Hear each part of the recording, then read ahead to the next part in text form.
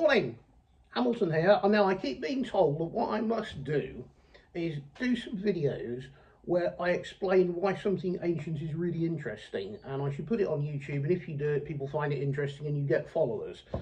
So this is the first attempt at actually filming something to describe why something is interesting. And on the face of it, this isn't very interesting at all, in all honesty, but here we go. Now then, look at that. Shut up, stop barking. Now, that is a lump of shrapnel, picked up off the Somme relatively recently.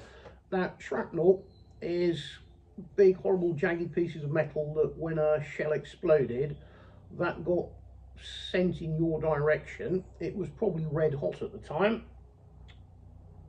Razor sharp edges, varied in size from little tiny fingernail sized bits up to great big chunks.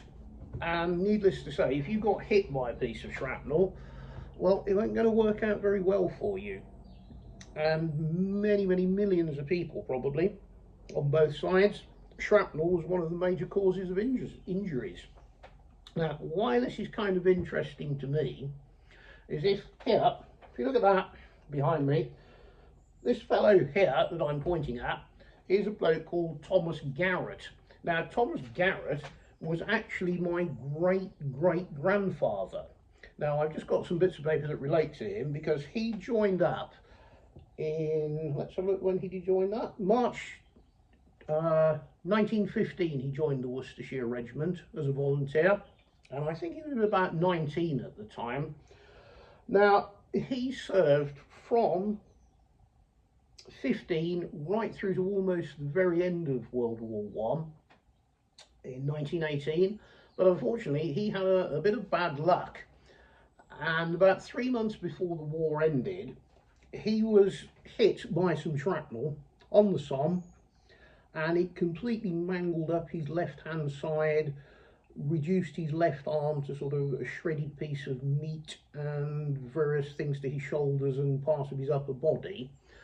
Now, he was lucky because he survived, and apparently he was the only person out of his platoon that survived the explosion. Now, he was invalided out, he came back to England, he spent a very long time in hospital in London and then convalesced up in the Cotswolds somewhere.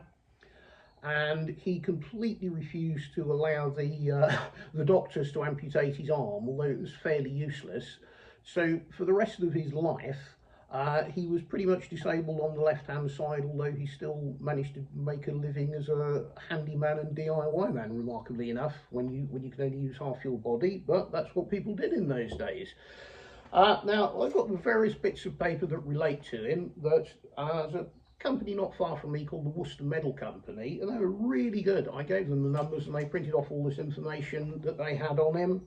And fascinating, it says exactly the dates of when he was convalescing and where he was, when he was discharged, why he was discharged, which is great. And a couple of years ago, I framed this up, which was all that's left of old Tom. We've still got his medals. I was given those when I was quite a young kid. My grandmother gave them to me. And we've got his cap badge and we've got his veterans badge, which was a silver badge given to all survivors who fought in World War I. And just a few little bits of paperwork, which I'll put the camera on a bit closer in a minute. But what I like, and I wasn't given this until I was an adult, because I was considered too irresponsible for some reason, I don't know why. That there, put that there, you can have a look at that. That there is a cast iron knuckle duster.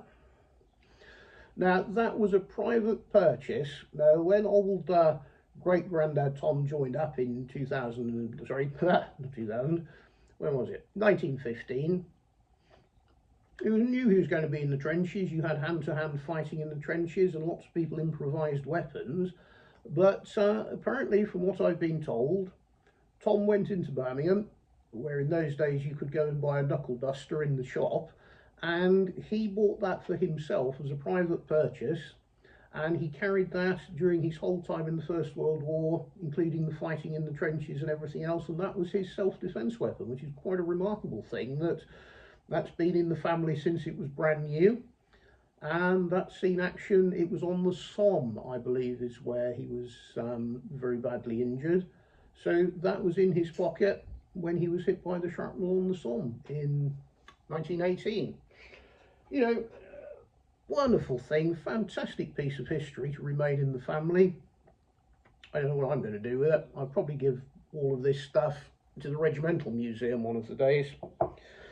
But just wonderful. You know, you think, God, old great granddad, that's remarkable. Would I have gone and sort of spent 3 years in a trench on the Somme? I don't really know. I don't know. It's a very difficult thing to ask. But absolutely fascinating. And if you've never seen a piece of shrapnel, there you go. That is what shrapnel is. That's another big chunk of a shell case. And pretty much that's what hit my great grandfather on the left hand side of his body and pretty much tore it to shreds. And when's that? That is, how many years ago is that? 80? No, 100, 110 years ago that happened. Well, in fact, it's the anniversary this year. So, hopefully, as a first attempt at trying to explain why ancient things are interesting, hope somebody finds it interesting. If you do, subscribe to the channel and I might give it another bash. I've got plenty of things I can sit around my table and have a talk about. So, there we are. I've got to sign off and I have to get out of the chair to press the button because my clicking device for turning things on and off isn't working today. Something I bought from China and it lasted about 10 minutes. Okay, signing off now. Bloody bye.